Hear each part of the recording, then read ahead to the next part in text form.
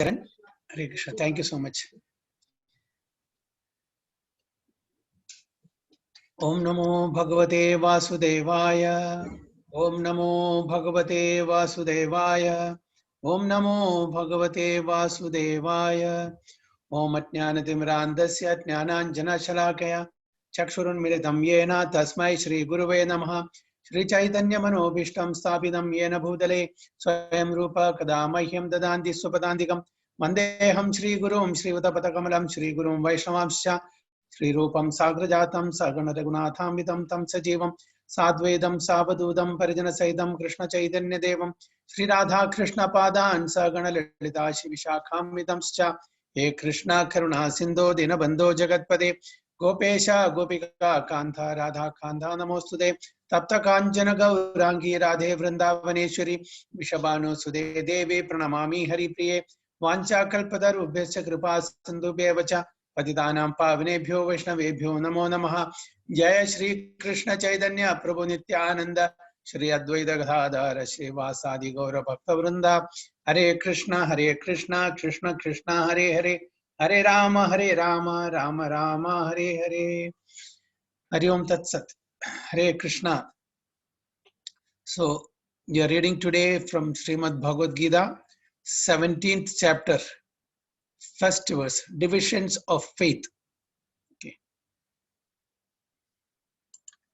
Arjuna uvacha ye shastra vidhimusrijya yajante shraddhayanvitaha tesham nishtatu ka Krishna sattvam ahorajastamaha. Okay. Deepti Madhi Mataji.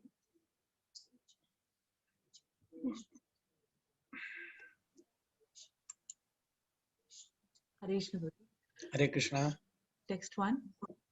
Yeah. Arjuna vacha ye shastra vidhim utsrijya yajante shraddhayanvitaha tesham nishtatu ka Krishna sattvam ahorajastamaha. Translation? Yeah, okay. Arjuna inquired, O Krishna, what is the situation of those who do not follow the principles of scripture but worship according to their own imagination? Are they in goodness, in passion, or in ignorance? Very good. So Arjuna is asking Krishna, what is the situation of those who do not follow the principles of scripture but worship according to their own imagination? Are they in goodness, in passion, or in ignorance?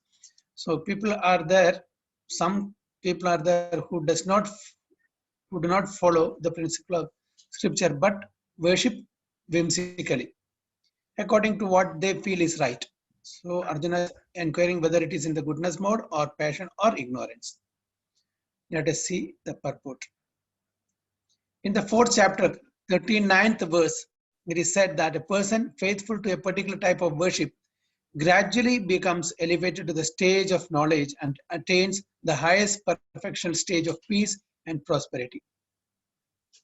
In the 16th chapter, it is concluded that one who does not follow the principles laid down in the scriptures is called an asura, demon, and one who follows the scriptural injunctions faithfully is called deva or demigod. So these are the two divisions, asura and sura. Those who are not following the scriptural injunctions are called asura or demon, or those who are following are called deva or sura.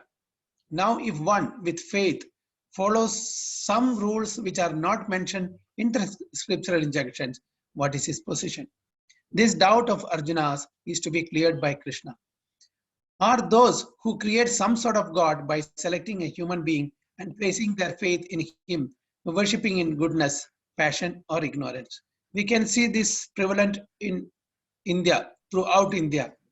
So they, according to their whimsical ideas, they create some superior person, some person with some knowledge or some mystical power. They treat him as God, okay? And they start worshipping. Is it authentic? We have to find out, okay? Are they in the mode of goodness, passion, or ignorance? Is there any supporting evidence in the scriptures that this can be done? That also we have to find out. So do such persons attain the perfectional stage of life?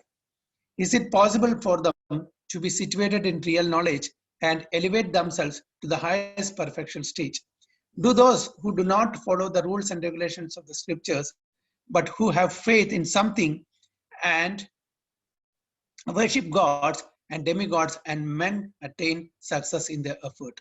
Arjuna is putting these questions to Krishna. Hare Krishna. Jiveshri Mataji, you want to ask something?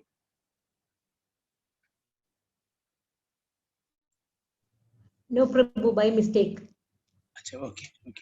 So, so this is very clear. Arjuna asking a relevant question, for all of us, because many of us also follow such whimsical rules and regulations, okay, without any basis of the Shastras. So we are in which mode?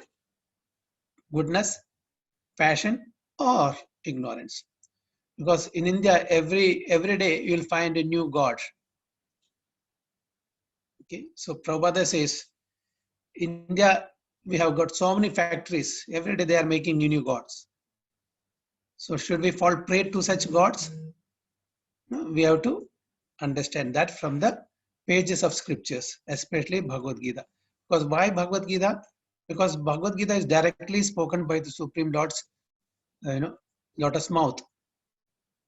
Keeping Arjuna the via medium, we are getting the knowledge directly from Lord Krishna's lotus mouth. So we have to accept that. People may hear from here and there bits and pieces, and on their own they will make philosophies. So we should not follow such philosophies. We should follow the scriptures. For that, Guru, Sadhu, and Shastra. Strictly, if we follow, we will not get deviated from the right path. So this is what we have to do. Now let us see what the next shloka says.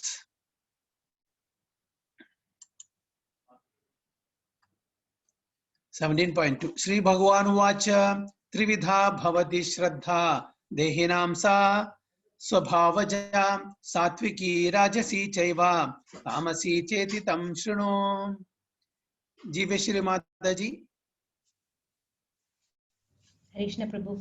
Hare Krishna.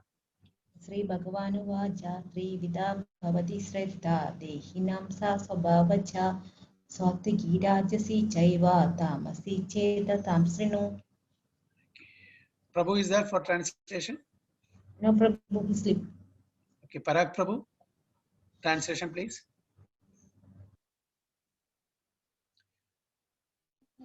Sorry, Hare Krishna. Hare The Krishna. Supreme Personality of Godhead said, according to the modes of the nature acquired by the embodied soul, one faith can be for three kinds: in goodness, in passion, or in ignorance. Now hear about this. Hare Krishna. Now, to the question Arjuna asked, Lord Krishna is answering. Supreme Personality of Godhead said, according to the modes of nature acquired by the embodied soul, one's faith can be of three kinds: in goodness, in passion, or in ignorance. Now hear about this. So this can be divided into three: goodness, passion, and ignorance. According to what? According to the nature acquired, the modes of nature acquired by the embodied soul. It can be divided into three modes: goodness, passion, and ignorance. So those who know the rules and regulations of the scriptures, but out of laziness or indolence, give up following these rules and regulations, are governed by the modes of material nature, according to their previous activities in the mode of goodness, passion, or ignorance. They acquire a nature which is of a specific quality. The association of living entity with the different modes of nature has been going on perpetually. Since the living entity is in contact with material nature, he acquires different types of mentality according to his association with the material modes. So from this we understand that this nature that we have acquired from time immemorial, not from this lifetime. No, this has been going on perpetually, means from time immemorial. Not that overnight we got this quality, we got the ignorance, passion, or goodness. This has been coming with us. Okay, those who are not properly following the rules and regulations of the scriptures, they are put into the three different modes. The highest is the goodness, then next to that is passion, and the lowest is ignorance. So this nature can be changed if one associates with a bona fide spiritual master and abides by his rules and the scriptures. But this can be changed. That freedom is there. That little independence is there. That choice is there for us. It's not that forever, for eternity, that we will be under the influence of the three modes of material nature. No, it's not necessary. We can choose to change this. We can go to the higher level of pure mode of goodness. So that choice is ours. If we really want to come out of this three modes of mental nature, then it is possible for us because we have that little independence. So gradually one can change his position from ignorance to goodness. So even if one is situated in the mode of ignorance, slowly and gradually one can raise himself to the mode of goodness, and or from passion to goodness. The conclusion is that blind faith in a particular mode of nature cannot help a person become elevated to the perfection stage. So what is the perfection stage? The perfection stage is getting out of the three modes of material nature and situate oneself in the mode of pure goodness. One has to consider things carefully with intelligence in the association of a bona fide spiritual master. Thus, one can change his position to a higher mode of nature. So for this, on our own accord, it is not possible. We need to associate with such devotees. Okay, always we should be in the company of pure devotees. Always we should be protected by the fence of the pure devotees. If we go from the association of pure devotees, definitely we'll get into the clutches of Maya. So that much knowledge we know. If we associate with bad people, we will imbibe that qualities, bad qualities. If we associate with good people, we will imbibe the good qualities. This much intelligence is enough. So when we understand this one point, definitely we will seek the shelter of such devotees, under whose guidance we can grow gradually from the lower mode to the highest mode. So this is required. Any comments, or somebody wants to share something?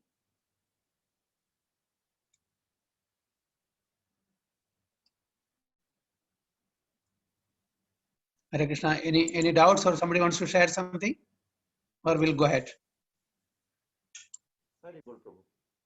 Okay, Haribol.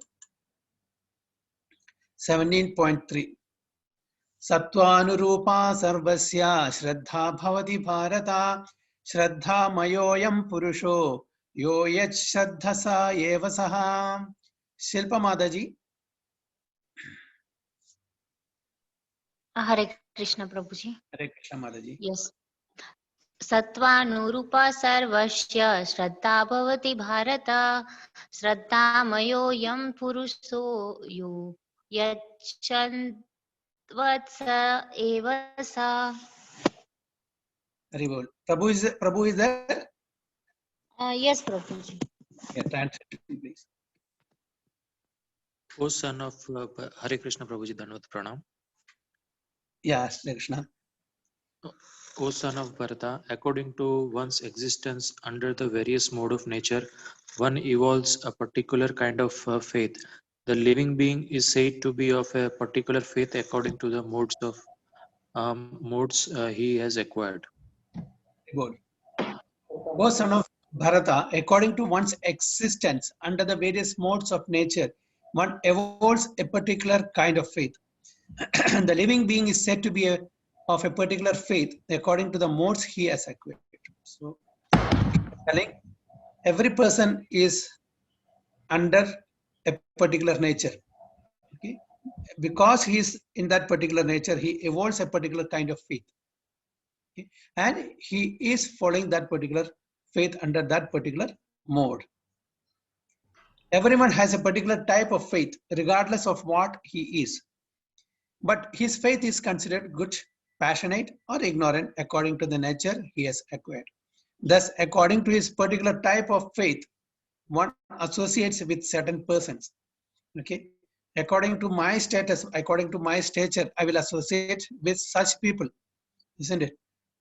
Now, the real fact is that every living being, as is stated in the 15th chapter, is originally a fragmental part and parcel of the Supreme Lord, Mamai Vamsho Jiva Loke, Jiva Bhuta Sanatana. Therefore, one is originally transcendental to all the modes of material nature. So, originally, we are all in the pure mode of goodness. But when one forgets his relationship with the Supreme Personality of Godhead and comes into contact with the material nature in conditioned life, he generates his own position by association with the different varieties of material nature. So only when we forget that particular relationship with the Supreme Personality of Godhead, that Mamai Vamsho Jiva Loke, Jiva Bhuta Sanatana, that I am the part and parcel of the Supreme Lord, fragmental part of the Supreme Lord, then only will come to the material nature and we will take association of different modes of material nature. Okay, so when we acquire certain mode, we will associate with people with that mode. Okay, just like the rich people will associate with rich people, isn't it? The musicians will associate with, those who have musical talents. Like that, here in the material world also, with what mode we are associating, because it depends in which mode we are. So the resultant artificial faith and existence are only material, because we have got a particular attachment to a particular pupil or particular mode. We develop an artificial faith in the material world. Although one may be conducted by some impression or some conception of life, originally he is nirguna. So here nirguna means not that without any quality, transcendental qualities. Nirguna means we have transcendental qualities that are not available in the material world. Above the three gunas, that is transcendental qualities. Therefore, one has to become cleansed of the material contamination that he has acquired in order to regain his relationship with the Supreme Lord. So, to regain or re-establish the relationship with the Supreme Personality of Godhead, we have to come out of the three modes of material nature and situate ourselves in pure mode of goodness. That is the transcendental mode. That is the only path back without fear, Krishna consciousness. If one is situated in Krishna consciousness, then that path is guaranteed for his elevation to the perfectional stage. If one does not, one second please. If one does not take to this path of self-realization, then he is surely to be conducted by the influence of the modes of nature. So, if you want to come out of these three gunas, we have to take up Krishna consciousness. Okay, Krishna consciousness means following the scriptural injunctions under the guidance of Guru, Sadhu, and Shastra. So one will not get deviated unnecessarily. That is what Krishna consciousness slowly and gradually will cross over the influence of three modes of nature and come to the pure platform, the transcendental platform, whereby we'll be able to re-establish our lost connection with the Supreme Personality of Godhead, and that is our original position. The word Shraddha or faith is very significant in this verse. Shraddha or faith originally comes out of the mode of goodness. One's faith may be in a demigod or some created god or some mental concoction. One's strong faith is supposed to be productive of works of material goodness. But in material condition of life, no works are completely purified. They are mixed. So in the material world, whether we are in goodness, passion, or ignorance, we are not completely pure. Okay, we are mixed in the sense we may be predominantly in one mode, but we also exhibits our qualities in other modes. Like one may be situated in goodness, not that he is 100% goodness. He may exhibit qualities of other modes like passion and ignorance at times. So that's why it is a mixed. Okay, so they are not in pure goodness. Pure goodness is transcendental. In purified goodness, one can understand the real nature of the Supreme Personality of Godhead. So as we progress, from Shraddha to Prema, our understanding, our real position will be revealed to us. Okay, our Siddha Rupa will be revealed to us. Okay, as we progress. But initially, when we are doing the sadhana bhakti, till Nishta, it is said that we are in Kanishta stage. Okay, what is that? Shraddha, Sadhu Sangha, Bhajana Kriya, Anantanavritti, Nishtha.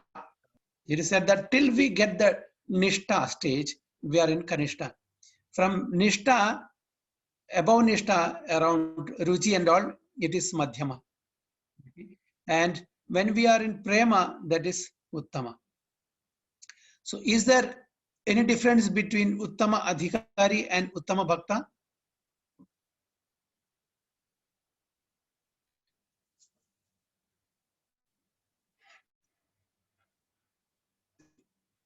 Haribol?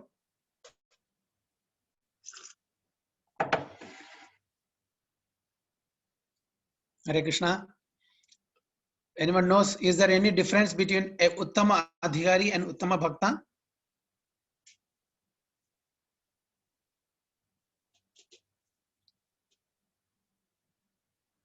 Any suggestion or opinion?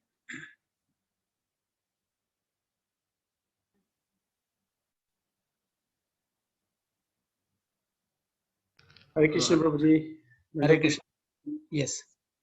Uttama Bhakta, perhaps to my, my opinion should be higher than the Uttama Adhikari. Okay. So in what sense? Can you please explain if you know? Bhakta means he is actually fully devoted to the Lord. Uttama Okay. Adhikari also is a devotee. So he's also Uttama, no? Uttama Adhikari, yeah, both are Uttama Adhikari, Uttama level. I mean the topmost platform. But So- Bhakta, Uttama Bhakta means like he is fully like for him like Uttama Adhikari maybe you know like you know so I mean I don't know how to put it, but Uttama Bhakta perhaps is fully devoted to me. That is my understanding. Okay. Yeah, you're right, Prabhuji. Uttama Bhakta is on the Prema platform. That's what I understood. You know, Radhe Shyam Prabhu's lecture, he was quoting that. Shivara Swami Maharaj was explaining about that. Uttama Adhikari means he has adhikar to become Uttama Bhakta. He's adhikari. Adhikari means one who has the adhikar.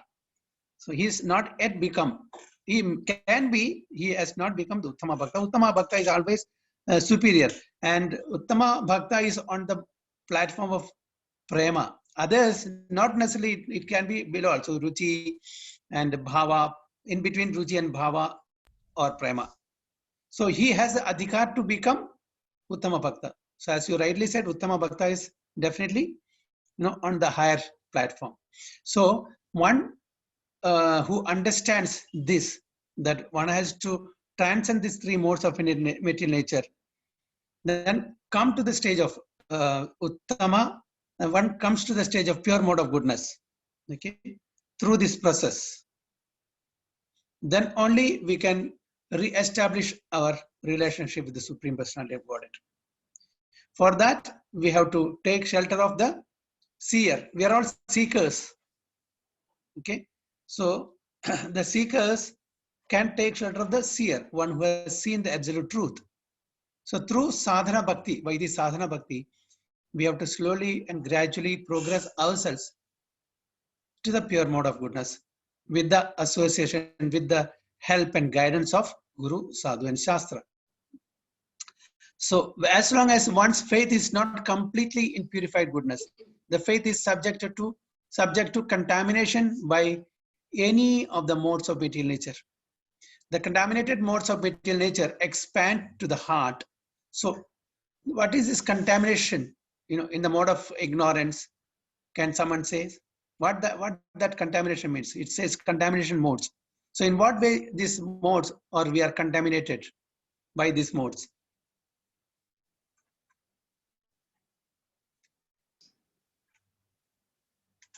Prabhu, is it contamination of consciousness? Yes, contamination of consciousness. So, say, give some examples how this consciousness is contaminated, and what activity we will do when our consciousness is contaminated. We engage more and more in material activities, Prabhu, which Yes. takes us away from the direction of devotional service actually. Okay. So, example, what sorts of activities we'll do in the mode of Uh, ignorance? satisfying all of our senses, Yes. engaging in fulfillment of all senses, Prabhu. Okay. So, totally deviating from the scriptural injunctions. We want to enjoy our senses more and more. Okay. Without giving any consideration of this human body, which is meant for self-realization. Okay. And in the mode of passion, how we can contaminate ourselves?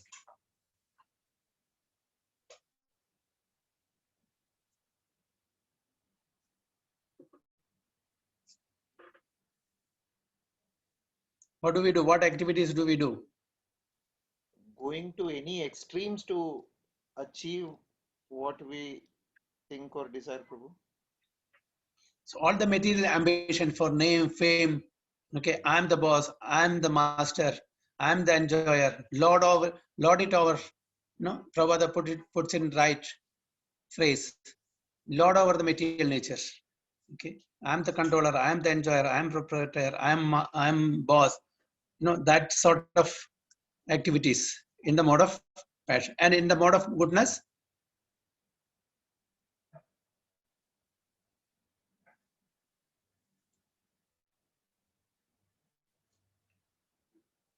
what do we do in the mode of goodness? What sort of activities? Anyone?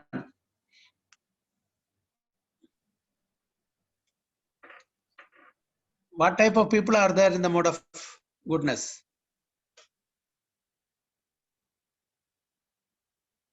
Devotional activity, Prabhuji.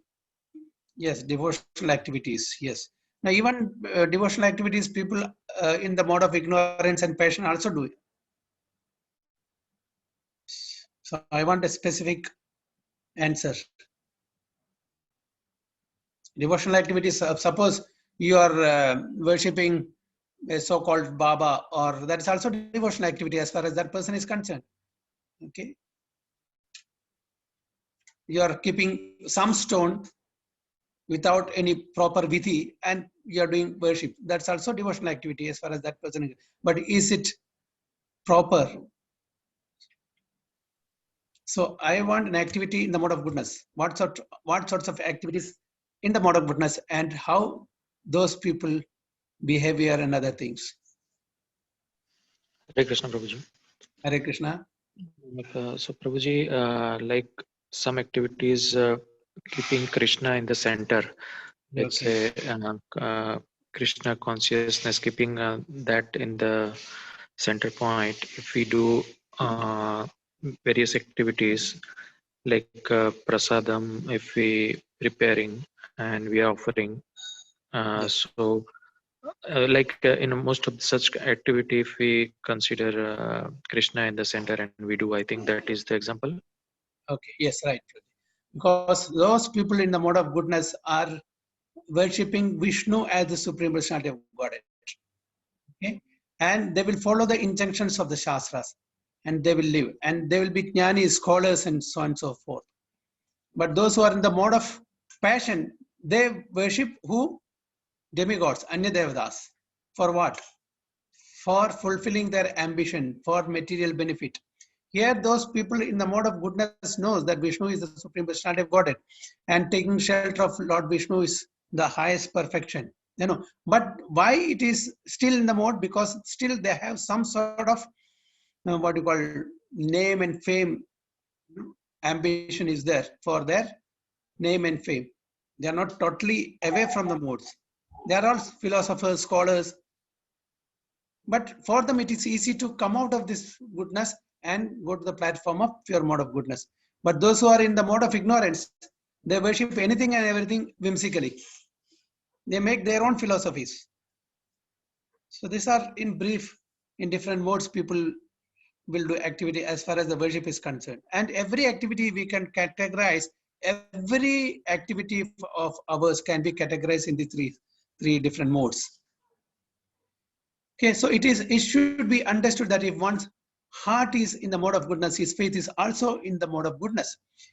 If his heart is in the mode of passion, his faith is also in the mode of passion. And if his heart is in the mode of darkness, illusion, his faith is also thus contaminated. Thus we find different types of faith in this world, and there are different types of religions due to different types of faith. So how this faith comes? Now is it clear? Depending upon what mode we acquire. Okay, according to the modes that we acquire, we have different faiths and we have different religions. So there are different types of religion due to different types of faith. So that's why we say he has a different faith, I have a different faith. Okay. He is following that particular path, I am following this particular path. So it's a different faith. So why? Because we're all contaminated with these three different types of modes of nature, gunas. Okay. So the real principle of religious faith is situated in the mode of pure goodness. So what is actually the real principles of religious faith is that is one has to rise from goodness to the pure mode of goodness. But because the heart is tainted, we find different types of religious principles. Thus, according to different types of faith, there are different kinds of worship. Okay, so whoever, whether we are in the mode of goodness or passion or ignorance, okay, these are all contaminated only because we are still in the material world. So if you really want to come to the real original position, one has to cross these three modes. But however, the path of goodness, the mode of goodness is the highest. That we have to understand. The others, the mode of passion and mode of ignorance are the lowest. And among them, the lowest is mode of ignorance. So slowly and gradually, having understood our position in this material world, we have to rise ourselves to the mode of pure goodness. So any comments?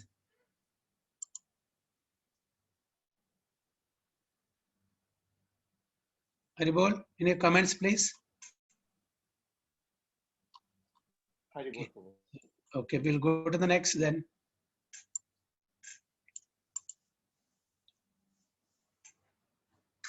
Yajande satvika devan yaksharakshamsi rajasaha pretan bhuta ganams chanye yajante tamasat janaha. Okay. Uttama Bhakti Mataji. Hare Krishna Prabhuji, Dandavat Pranam. Dandavat Pranam. Yajante satviga devan yascha rakshamsi rajasa predan bhudaganaschamne yajante tamasa jana. Very good. Archana Mataji, translation please. Hare Krishna Prabhuji. Hare Krishna. Men in the mode of goodness worship the demigods. Those in the mode of passion worship the demons. And those in the mode of ignorance worship ghosts and spirits. Very good. I said something wrong last in the previously. Actually, men in the mode of goodness worship demigods, not Vishnus. Okay. Those in the mode of passion worship the demons, and those in the mode of ignorance worship ghosts and spirits. So this is how it is.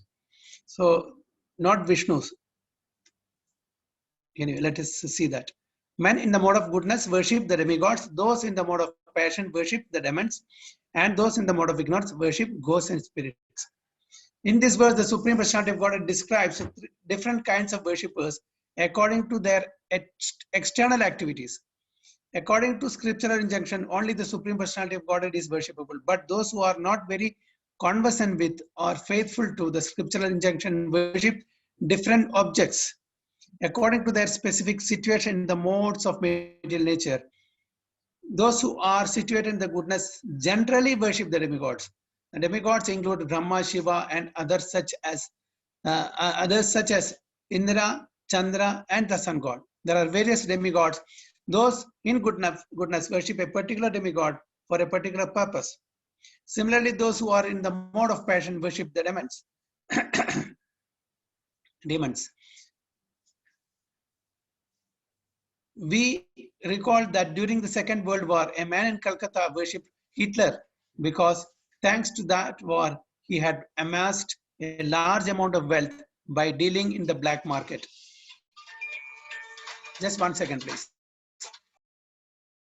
Thanks to that war, he had amassed a large amount of wealth by dealing in the black market. Similarly, those in the mode of passion and ignorance generally select a powerful man to be God. They think that anyone can be worshipped as God and that the same results will be obtained. Okay. So any comments in this? So in the purport, not only the purport, translation also says, but usually in the mode of goodness, Vishnu is also worshipped because thinking that Vishnu, Brahma, Shiva, Ganpati all are on the same level. This is called Panchopasana. So in the Panchopasana, Vishnu is also there, but they don't consider Vishnu to be the top or supreme personality, supreme personality of Godhead. So that's the only mistake we are doing when we worship all the 5 Devatas: Vishnu, Lord Shiva, then Devi, Ganapati, and I think Surya. Okay. So this is Panchopasana. So we treat everyone equally. So that's a mistake. So okay. Now it is clearly described here that those who are in the mode of passion worship and create such gods. So in the passion, whimsically they will create some god, some human being or some other personalities who has some mystic powers. They create their own gods without any basis of the scriptures. And those who are in the mode of ignorance, in darkness, worship dead spirits. Okay, ghosts, goblins, like that. Sometimes people worship at the tomb of some dead man. That we have seen that. Sexual service is also considered to be in the mode of darkness. Similarly, in remote villages in India, there are worshippers of ghosts. So this is all in the mode of ignorance. We have seen that in India, the lower class people sometimes go to the forest, and if they have knowledge that a ghost lives in a tree, they worship that tree and offer sacrifices. So these different kinds of worship are not actually God worship. God worship is for persons who are transcendently situated in pure goodness. In the Srimad Bhagavatam 4.3.23, it is said, Sattvam Vishuddham Vasudeva Sadbitam, Sabditam. When a man is situated in pure goodness, he worships Vasudeva. The purport is that those who are completely purified of the material modes of nature and who are transcendently situated can worship the Supreme Personality of Godhead. Why? Because only in that pure mode of goodness we will have that unflinching faith and conviction that Supreme Personality of Godhead Vasudeva is the real shelter. Even though we may be in the mode of goodness, we may be worshipping Lord Vishnu, but still we are not in the pure mode of goodness because we have some confusion. We may deviate if we succumb to some trial period. So if we are undergoing some problem in our life, somebody says, okay, you are worshipping Vishnu or Krishna. There is no use of worshipping Vishnu or Krishna. If you go to this particular temple and there is Devi or there is this God who is very powerful, then all your miseries can be mitigated. What will happen to us? Will we listen or not listen?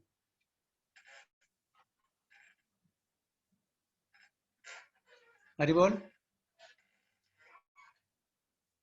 Suppose we are worshipping only Krishna, Vishnu now. Okay, we're all worshipping only Vishnu and Krishna or Vishnu Tattvas. And we are undergoing some material miseries. It is one after another is coming. So some very good friend of ours is telling us, if you worship Krishna, Krishna will only take away. Krishna will always test you. You will never succeed. But there is one temple which is of, Devi temple, very, very powerful Devi. You do this offering to the Devi, and all your miseries can be immediately mitigated. So what we'll do?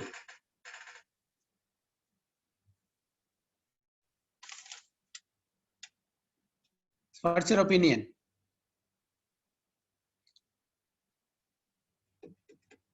Yes, devotees. We are not supposed to listen to the other person's word. We should have a strong faith in our God. Yes. Okay. All of you like that?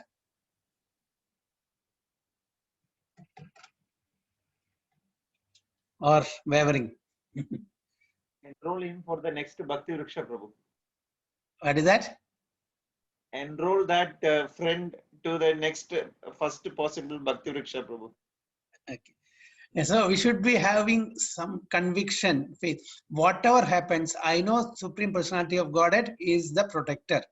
All others are getting, the power from Lord Krishna or Vishnu only. So what Lord Vishnu cannot give, there's nothing. Others cannot also give. Okay, others may polish you for some time, give some temporary benefit, but ultimately it is not going to benefit us. We should know that. So having that strong faith and continue to worship Lord Vishnu as the Supreme Personality of Godhead, that is our real success. So in that case, we are on the right path. We are slowly moving from goodness to pure mode of goodness. So if we are not following this process, and if our mind wavers, and if you have little doubt, oh, every time I'm praying Lord Krishna or Vishnu, and the other person is worshipping Lord Shiva, whatever he wants he is getting, but I am not getting. So why should I worship Lord Vishnu? Let me worship Shiva. Are we improving?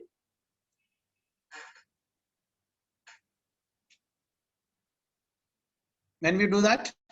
No, Prabhuji. Yes. So we should have this firm faith and conviction. So this is time and again told by Lord Krishna. There are different faiths, different divisions of faith, mode of goodness, mode of passion, mode of ignorance. Now, at least we are trying to worship in the mode of goodness as Vishnu, the Supreme Personality of Godhead. So we have to have that firm conviction and follow in that path. Do not get deviated. Anya Abhilashida Shunyam Jnana Karmadhyanavritam Anukulyana Krishnanu Shiranam Bhakti Uttama. So what is the Uttama Bhakti? It is very clearly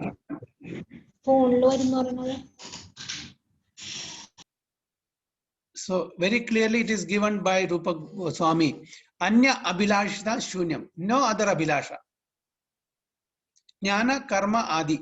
Okay. Not for being a scholar, philosopher, or being a Pandita. Karma means fruity activity, Adi, etc. Okay. So Jnana Karmadi. No dhyana, no karma, no jnana, etc. Anavritam, without. Okay. Anukulyana Krishnanu Shilanam. It should be very, very favorable for Krishna's devotional service. Bhakti Uttama. That is the Uttama Bhakti. So our aim is to go to the Uttama Bhakti stage. For that, we may have to take some austerity, or we may have to undergo some tests or some miseries in that process. How much, even Srila Prabhupada had to undergo? Lot, isn't it? But did he deviate? Did he, go back? No, he never returned, because he had that firm conviction. Under any circumstances, Lord Krishna or Vishnu, he is the protector. If Krishna wants to protect someone, who can kill? Or if Krishna wants to kill someone, who can protect? Isn't it? So that conviction we should have. So that is the right mood of a devotee. So the impersonalists are supposed to be situated in the mode of goodness. So why? Because they don't have the conception of the Supreme Personality of Godhead in a transcendental form. And they worship 5 kinds of demigods. They worship the impersonal Vishnu form in the material world. This is what I told you, the Panchopasana. Okay, which is not as philosophized Vishnu, the impersonal form. Vishnu is the expansion of the Supreme Personality of Godhead, but the impersonal is because they do not ultimately believe in the Supreme Personality of Godhead. Imagine that the Vishnu form is just another aspect of the impersonal Brahman. So they think that the form of Vishnu is another aspect that has come from the impersonal Brahman aspect. Similarly, they imagine that Lord Brahma is the impersonal form of the material mode of passion. Thus, they sometimes describe 5 kinds of gods that are worshipable, but because they think that the actual truth is impersonal Brahman, they dispose of all worshipable objects at the ultimate end.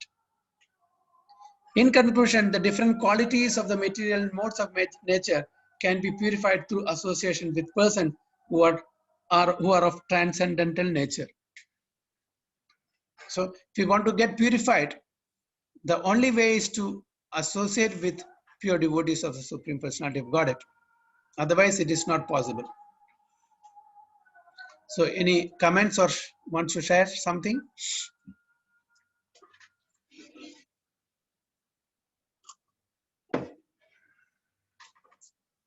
Haribol?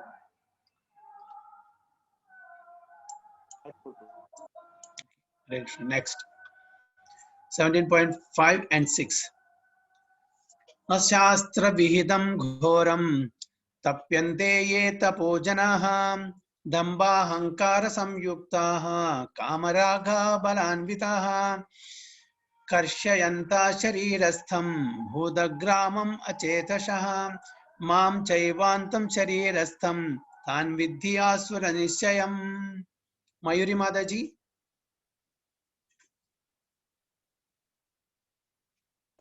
Hare Krishna Prabhuji. Hare Krishna. Ashastram vihitam ghoram tapyante ye tapojana dambhankara sanyukta kamaraga valanvita karshayanta sharirastham bhutagrama achetasa mam chaivanta sharirastham tan vidya sura nishchayan. Parag Prabhu, translation. Hare Krishna Prabhuji. Those who undergo severe austerities and penances not recommended in the scriptures, performing them out of pride and egoism, who are impelled by the lust and attachment, who are foolish and who torture the material elements of the body as well as the super soul dwelling within, are to be known as demons. Haribol. So those who undergo severe austerities and penances not recommended in the scriptures, performing them out of pride and egoism, who are impelled by lust and attachment, who are foolish and who torture the material elements of the body as well as super soul dwelling within, are to be known as demons. Can anyone give some examples for this? Who torture their body and so-called severe austerities and penances? Hiranyakashipu, Ravana, all those people probably. No. In the present day, I'm not talking about Hiranyakashipu, Ravana. In the present days, yeah. No, they all did very, very big this thing, austerity for getting some mystic power. Here, this is not the subject matter. Those who undergo severe austerities and penances not recommended in the scriptures. Okay, so they were doing what was given to the scripture. Although they were demons, they were doing because they wanted to get some mystic power for misusing that mystic power for their own sense gratification. Here, it is about the mode of ignorance, worship in the mode of ignorance mostly. So, what type of austerities and penances can we give now at the present time? People are doing so many. Just only to torture the material elements of the body. And it is creating problem for the super soul also to dwell in that. Why? Because it's not a conducive place for the super soul to stay in such body, because the body, the elements of the body are tortured by such foolish people. That's what Krishna says. So can you give some such activities of people in the mode of ignorance? Yeah, Prabhu. In some of the temples in one of the states very close to Kerala, we have seen people piercing arrows and all through their tongue and all, and doing all in the name of doing penances, Prabhu. These are all. Yes. Yeah, right. Such, and with the forehead they then you know what you call, they nailed the rivet to the trees. Prabhu, You know, some in the of name them, of the skin, the back, back portion, the back of our body, the skin is hanged in, yeah, they put a hook and hung pins. in the tree branches, and they put one iron rod from this cheek and comes out from the other cheek.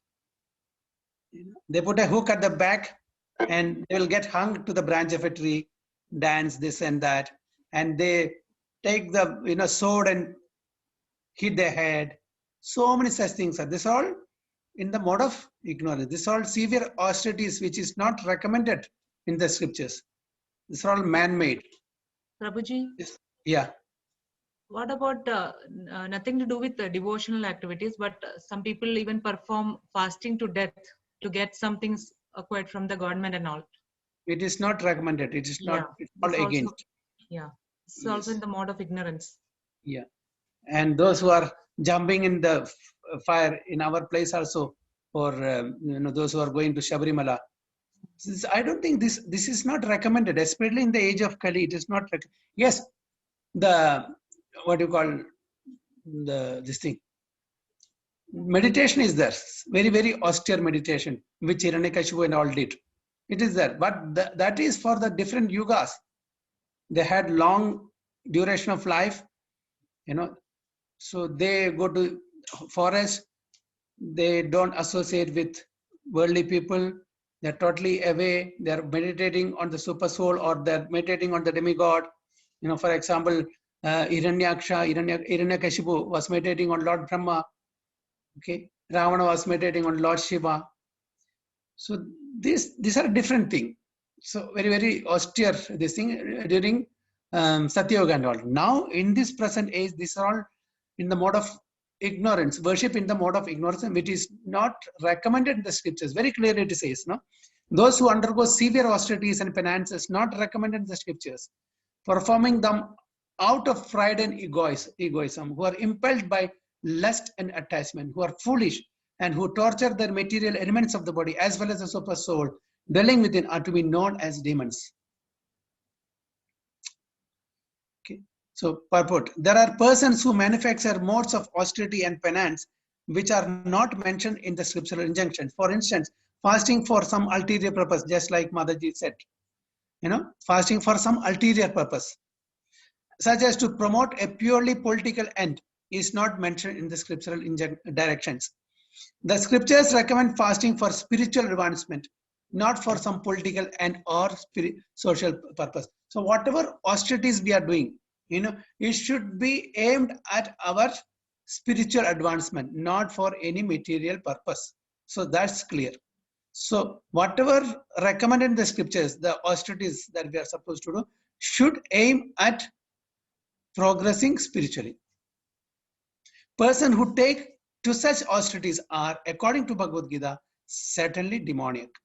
Their acts are against the scriptural injunctions and are not beneficial for the people. When we say demons are demoniac, don't see that they have some horns or this thing that, usually they depict in the picture and all. No, this is the character that is, given here.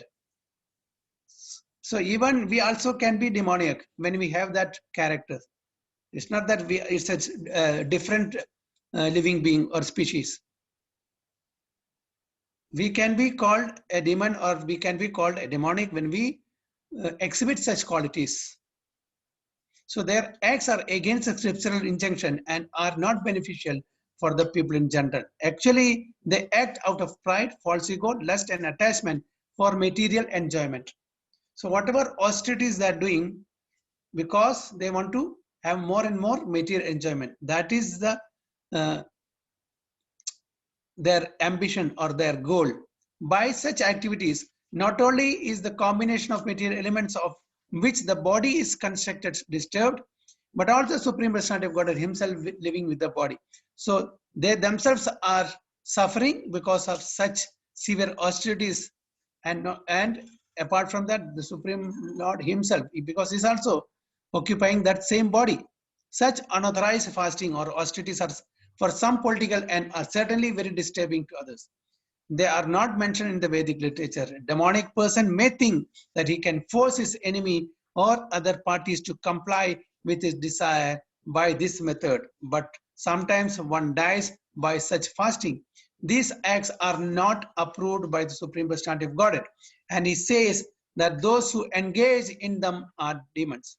Such demonstrations are insults to the Supreme Personality of Godhead because they are enacted in disobedience to the Vedic scriptural injunctions. The word Achetashaha is significant in this connection. Persons of normal mental condition must obey the scriptural injunctions. Those who are not in such a position neglect and disobey the scriptures and manufacture their own way of austerities and penances. One should always remember the ultimate end of the demonic people as described in the previous chapter. The Lord forces them to take birth in the wombs of demonic persons.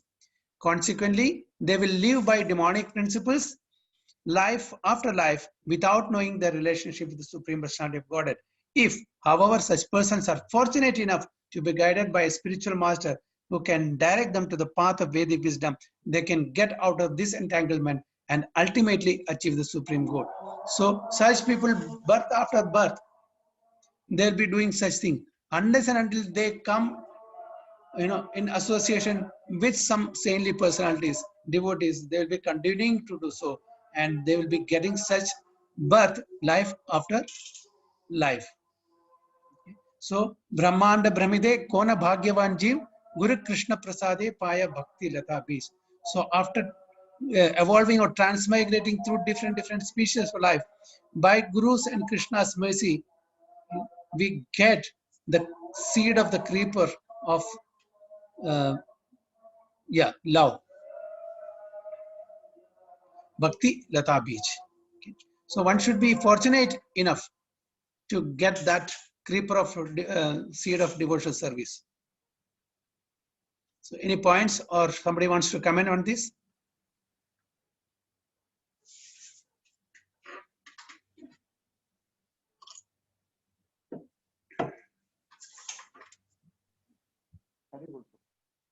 Very good. Okay.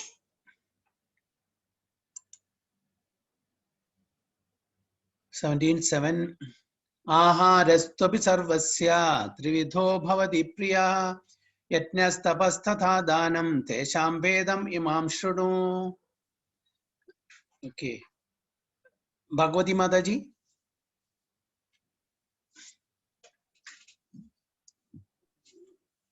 Hare Krishna Prabhu, Dhanavad Pranam. Aharastvaphi sarvasya trividho bhavati priyaha yajnastapasthatha danam tesham vedam imam shrunu. Prabhuji is there? Yes, Prabhu. Hare Krishna Prabhu. Hare Krishna. Translation. Even the food each person prefers is of three kinds of according to the three modes of material nature. The same is true of sacrifice, austerities, and charity. Now here the distinction between them. Very good. Even the food each person prefers is of three kinds according to the three modes of material nature. Same is true of sacrifices, austerities, and charity. Now hear of this distinction between them. Now in the earlier verses, Krishna has explained about the worship in the three modes. Okay. Now he is going to explain the food that we eat in the three different modes, and not only that, the sacrifices and austerities and charity in the three different modes. Okay. So even the food each person prefers is of three kinds according to three modes of material nature. The same is true of sacrifices, austerities, and charity. Now here of the distinctions between them. In terms of different situations in the modes of material nature, there are differences in the manner of eating and performing sacrifices, austerities, and charities. They are not all conducted on the same level. Those who can understand analytically what kind of performances are in what modes of material nature are actually wise. Those who consider all kinds of sacrifice or food or charity to be the same cannot discriminate. So when we talk of sacrifice, austerities, or that what we eat, or the charity, on all same level, that means we are not wise. Those who consider all kinds of sacrifice or food or charity to be the same cannot discriminate, and they are foolish. So we should be able to understand. Suppose, for example, let me take the food. Okay, what type of food I am honoring, how I am eating, what I am eating, everything matters. So we can categorize this in 3 different modes. And similarly, the austerities and sacrifice and charity also. So there are missionary workers who advocate that one can do whatever he likes and attain perfection. But these foolish guides are not acting according to the direction of the scripture. They are manufacturing ways and misleading the people in general. So there are some people who propagate that, you know, you can eat anything, you can give charity to anyone, to anyone and everyone, and similarly austerities and sacrifice also. So these are all, you know, misleading the people.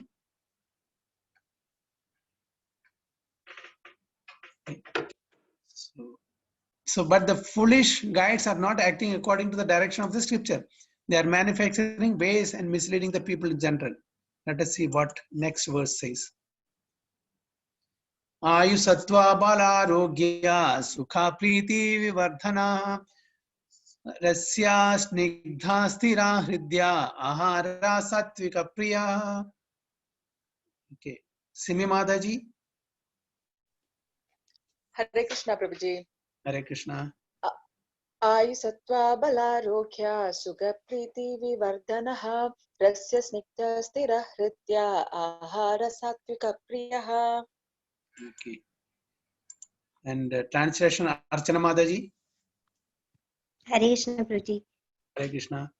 Foods dear to those in the mode of goodness increase the duration of life, purify one's existence, and give strength, health, happiness, and satisfaction. Such foods are juicy, fatty, wholesome, and pleasing to the heart. Very good. So foods dear to those in the mode of goodness increase the duration of life, purify one's existence, and give strength, health, happiness, and satisfaction. Such foods are juicy, fatty, wholesome, and pleasing to the heart. So these are some of the food items in the mode of goodness: juicy, fatty, wholesome, and pleasing to the heart. Okay, and what is the result of eating such foodstuff? Increase the duration of life, purify one's existence, and give strength, health, happiness, and satisfaction. Okay, so there is a saying, you know, we are what we eat. Okay, our consciousness, our activity, our mental equilibrium, everything depends upon the food, one of the aspects that we are eating. Not everything. Food is also one of the aspects to purify or to contaminate our consciousness. If we eat food in the mode of goodness, it will purify our consciousness. And the mode of passion, what will happen? If we eat the food in the mode of passion, what will be the result? Mind will be agitated, Prabhuji. Yes, it will agitate our mind. And if we eat food in the mode of ignorance,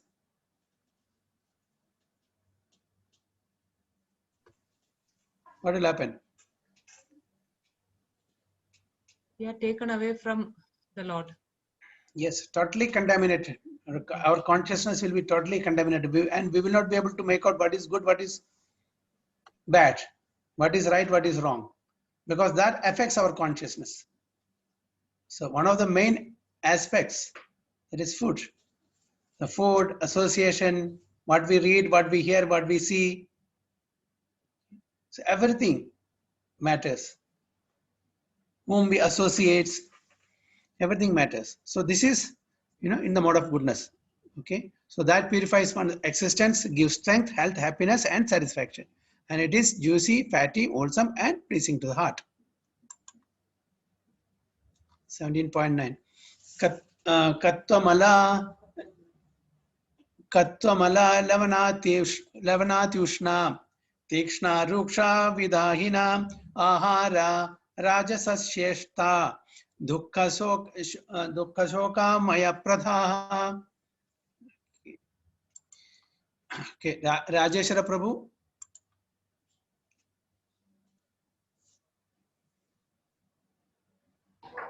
Hare Krishna. Hare Krishna Prabhuji. Malla Krishna Ruksha Vidahina Ahara Rajaseshta Kashoka Maya Pradaha. Hare Hare Krishna. Nanda Gopal Prabhu, translation please. Hare Krishna Prabhuji. Hare Krishna. Foods that are too bitter, too sour, salty, hot, pungent, dry, and burning are dear to those in the mode of passion. Such foods cause distress, misery, and disease. Very good. So food that are too bitter, too sour, salty, hot, pungent, dry, and burning are dear to those in the mode of passion. Such foods cause distress, misery, and disease. Okay. So these are foods in the mode of passion. What is the result of that? It causes distress, misery, and disease. So can you give some example for this?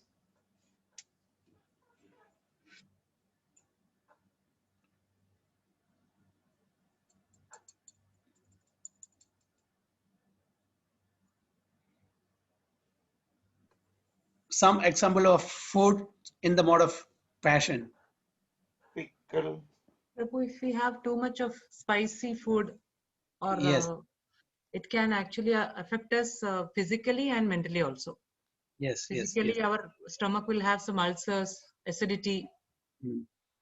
So that Similarly, causes distress, misery, and disease, and ultimately will fall sick because of eating such food stuff, very sour, very bitter, hot, pungent.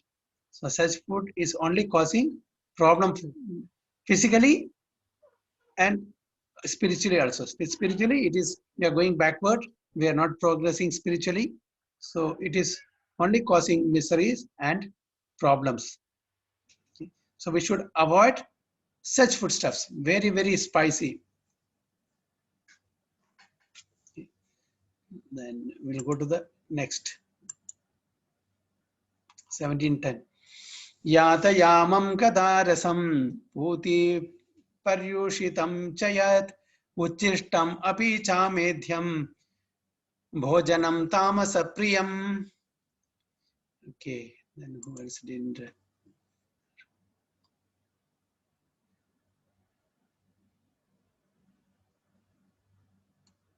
Okay, Tarini Madaji, can you please recite this? Hare Krishna Prabhuji. Hare Krishna. Yatayamam katarasam buddhiparyushitam sayat uchishtam abhichamidhyam bhojanam tamasapriyam. Very well. Translation, Sarvapalaka Prabhu. Food prepared more than 3 hours before being eaten, food that is tasteless, decomposed and putrid, and food consisting of remnants and untouchable things is dear to those in the mode of darkness.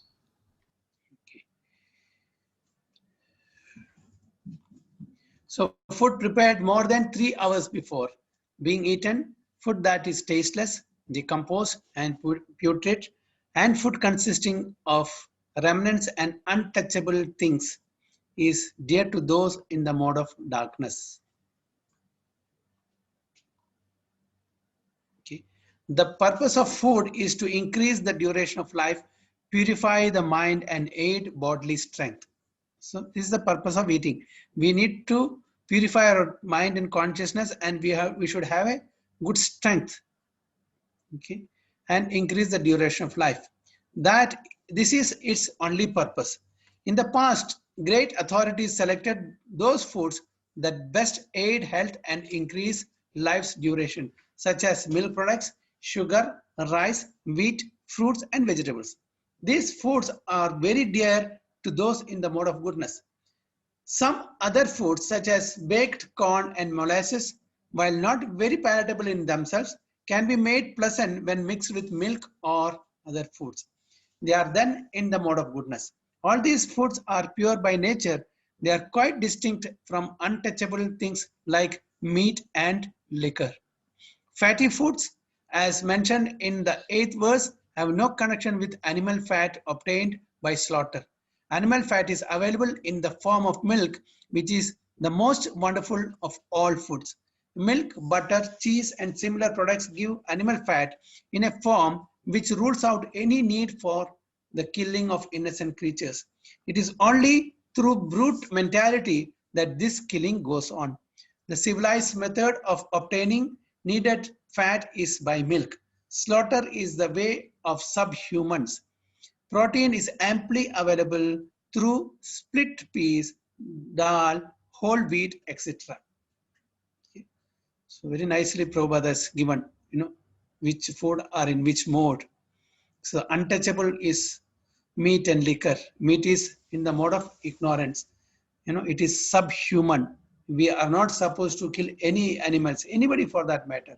If you want fat, there's milk products. So this is how we should eat in the mode of goodness. Foods in the mode of passion, which are bitter, too salty, or too hot, or overly mixed with red pepper, cause misery by reducing the mucus in the stomach, leading to disease. Foods in the mode of ignorance or darkness are essentially those that are not fresh, because which we have cooked and kept frozen or in the fridge for many days, and consuming that is totally decomposed, no taste, it is not giving any strength. These are all not nice. Any food cooked more than 3 hours before it is eaten, except prasadam, food offered to the Lord, is considered to be in the mode of darkness, that is ignorance, because they are decomposing. Such foods give a bad odor, which often attracts people in this mode, but repulses those in the mode of goodness. The remnants of food may be eaten only when they are part of a meal that was first offered to the Supreme Lord or first eaten by saintly person, especially the spiritual master. So we are not supposed to eat anybody's remnants, except the food that is offered to the Supreme Personality of Godhead and honored by saintly persons like spiritual master. Otherwise, the remnants of food are considered to be in the mode of darkness. So somebody is eating and we are partaking that, it's not allowed. It is in the mode of ignorance. If it is the remnants of food offered to Supreme Personality of Godhead, saintly personality, spiritual master, yes, that's fine. Otherwise, we should not do that. And they increase infection or disease. Such foodstuffs, although very palatable to persons in the mode of darkness, are neither liked nor even touched by those in the mode of goodness. The best food is the remnants of what is offered to the Supreme Personality of Godhead. Okay. In Bhagavad Gita, Supreme Lord says that he accepts preparations of vegetables, flour, and milk when offered with devotion. Patram pushpam phalam toyam yo me bhaktya prayachadi. Of course, devotion and love are the chief things which the Supreme Personality of Godhead accepts. But it is also mentioned that the prasadam should be prepared in a particular way. Any food prepared by the injunctions of the scripture and offered to the Supreme Personality of Godhead can be taken even if prepared long, long ago, because such food is transcendental. Therefore, to make food antiseptic, eatable, and palatable for all persons, one should offer food to the Supreme Personality of Godhead. So, without offering food to the Supreme Personality of Godhead, if that food is more than 3 hours, then it is the mode of darkness. So we should eat only those foods offered to Supreme Personality of Godhead, and even if it is delayed in consuming it so from, because it becomes prasadam. It is spiritualized by the Supreme Personality of Godhead. So any points here in this?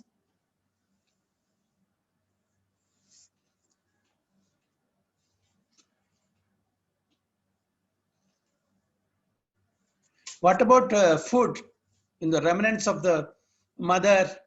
The children eats. Sometimes the mother eats. What about those?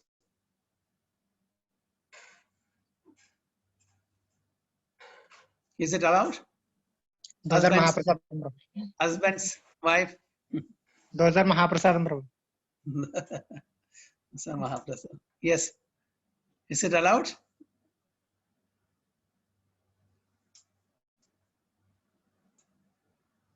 Not exactly, Prabhuji.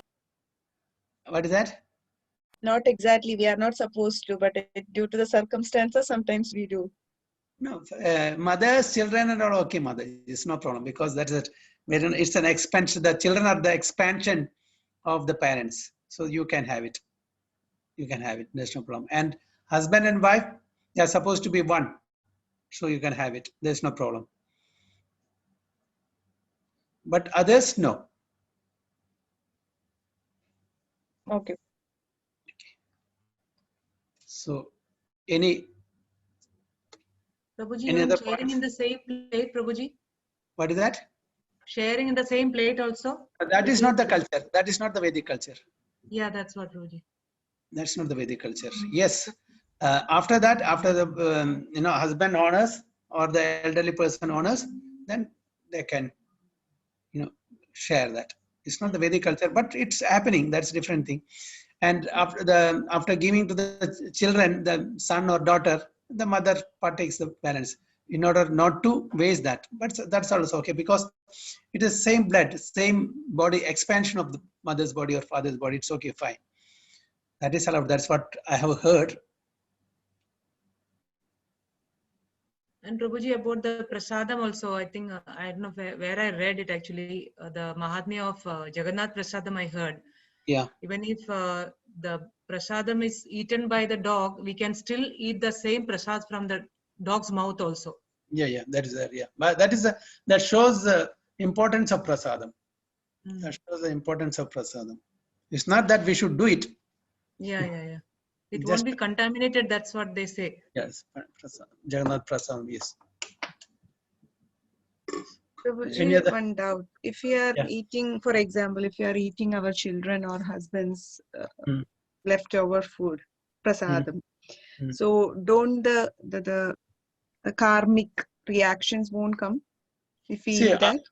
after the marriage, they become one. They give palambaram. You know that? That is to make the karma one, both the husband and wives. So there is a sharing, isn't it?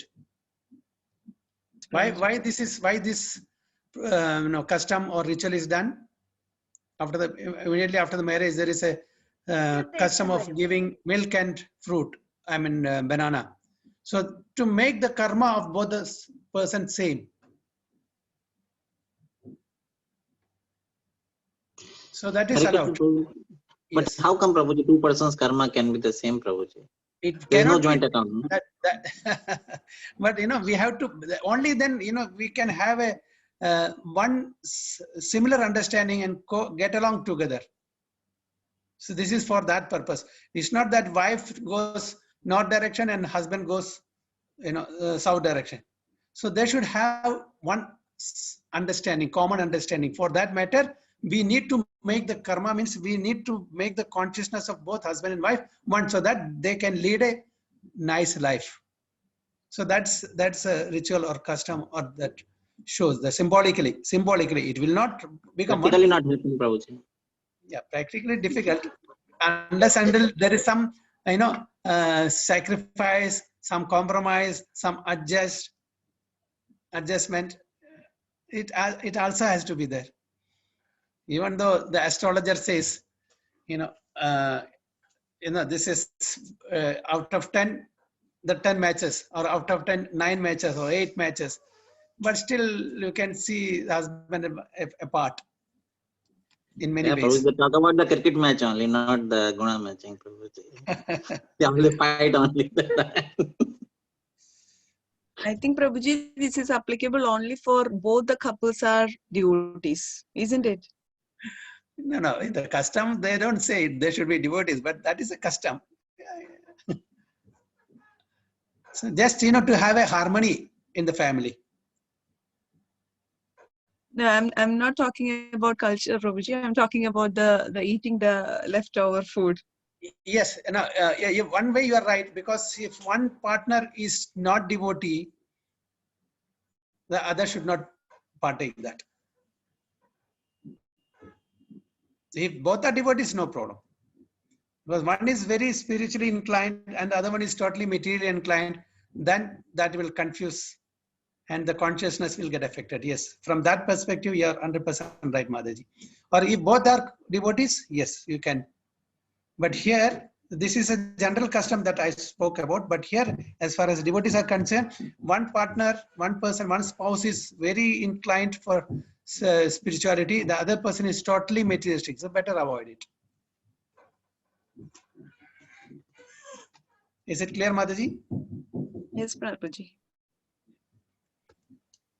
Prabhuji, that banana and milk function, I think I was not aware for what reason they used to do after wedding. This Today is what they came to I came to know from Jayasakshi Prabhu's class. Okay. I just repeated that. Okay, very nice, Prabhuji.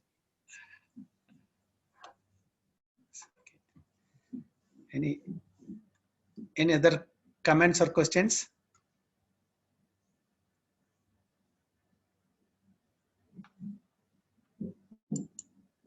So I will stop here. So did you note this thing? 10th slokam, Prabhuji. Okay, so please note down that. Okay, so please put on the videos.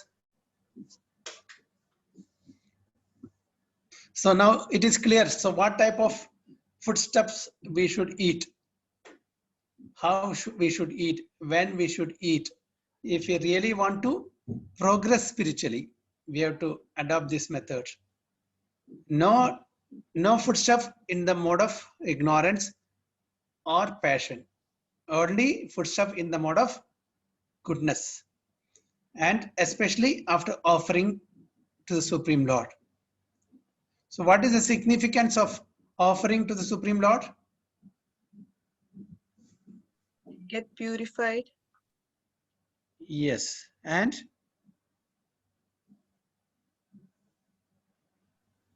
removing the karmic effects. yes, removing the karmic effects, because even the vegetables that we are eating also has life. So we have to undergo the karmic reactions. So when we offer it, Krishna spiritualizes, takes out that karmic reactions, and sanctified food we get. Okay, and only it is purification only. But how we'll get bhakti? Only when we offer it with love and devotion. Okay, if you really want to get prasadam, we have to offer it with love and devotion. Otherwise, it's only you get only purified food. So if you want to get prasadam, mercy, then we have to offer it to Supreme Lord with love and devotion. Prabhuji, Yes. I just remembered our Prasadesha Prabhuji, Shiksha Guru, he used to always say, our progress towards Krishna consciousness is mainly depending on the hands of the mother or the lady of the household, because she is the one who will be cooking the food in the house and be feeding the husband and children. If she is not feeding prasadam, then the progress won't happen. So if the mother desires to cook prasadam, then only the progress will happen. Definitely. That's why we are avoiding outside food. Why we are not going to hotel? You may get a very, very nice, tasty not prasadam, food stuff. It will be very, very good for our palate tongue. Okay. But then what happens? The consciousness. It is till it goes down, the taste. After that, it's not good. So the consciousness will get contaminated. So that's why we need to have only prasadam or bhoga cooked by devotees only, offered to the Supreme Lord, then it becomes prasadam, then we honor it. It's not that we are, ridiculing somebody, or we are, insulting somebody, not accepting prasadam.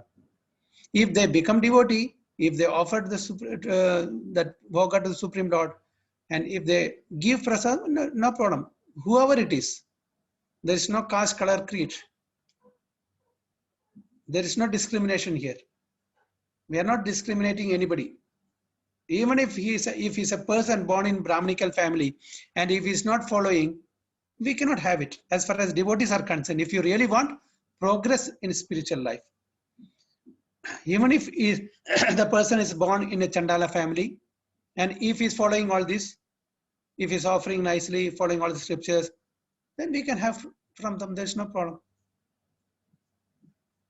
So that is what we have to take care. It's not that, the caste or color or creed that is important. The mood with which the person offer to the Supreme Personality of Godhead, make it prasadam and give it to us. So with that consciousness, whoever makes, offers and partake, that is okay. So when we go to the hotel, what happens? Because the cook and other people who are involved in cooking and supplying the foodstuff are not having a pure consciousness, especially because when they are not paid money, when they are not compensated money properly, they are exploited. Instead of 8 hours, they are made to work 16 hours, 18 hours. So we know with what consciousness will they make that. Outwardly, just to show the proprietor or the owner of the hotel, they may lie, they may laugh or smile, and they may talk some sweet words, so-called sweet words, but internally, they're always in an agitative mood. So from such people, whatever comes is only agitating our consciousness, also contaminating our consciousness. We are not against such people, what to do? But we don't want to deteriorate ourselves. We don't want to go down. So this is Prabhupada has given. So associate with devotees only on a prasadam for our spiritual advancement. I think not only that, Prabhuji, we may eat their remnants because they may taste it before this. Yeah, definitely they will taste. First they will make their belly full, only then they will supply. Without that, they will not supply. Prabhuji, we had sorry, Prabhuji. Yeah, yes, Mandi. Many years back, we had been to Dubai for a picnic. We had an overnight stay there at Dubai Etisalat Academy. We were staying there. I think 2-3 days we were there.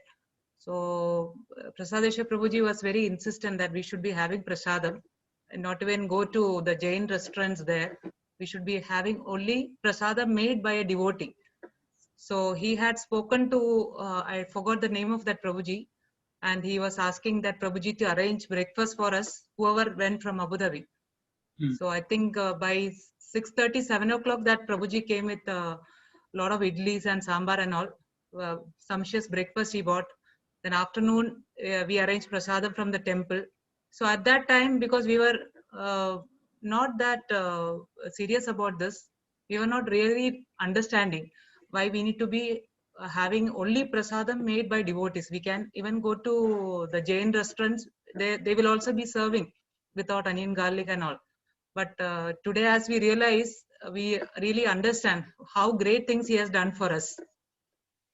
Yeah, so as far as possible, we should avoid outside food and food cooked by non-devotees. So that's why when we go traveling, when we go to other places, we have to have sufficient stock, adequate stock of, some food shop which has more shelf life, not to depend upon hotels, or maybe if we have some devotee friends, there we can arrange.